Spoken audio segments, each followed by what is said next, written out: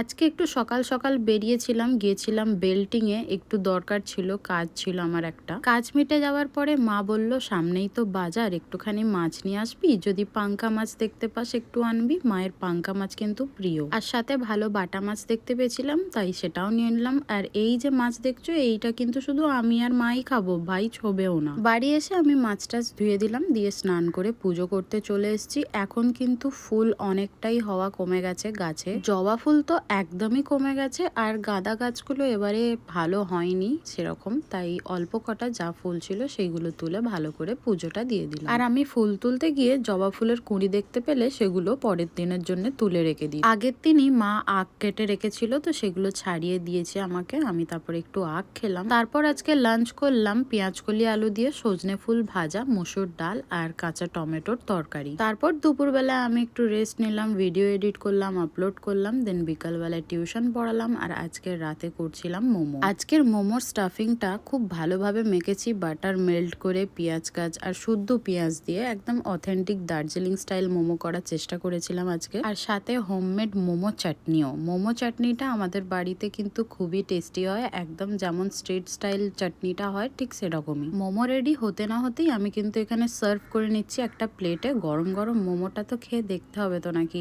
আর এতটাই অসাধারণ লাগছিল মোমোর চাটনি দিয়ে যে কি বলবো। ওয়েল, এই ছিল আজকের আমার মিনি ব্লগ।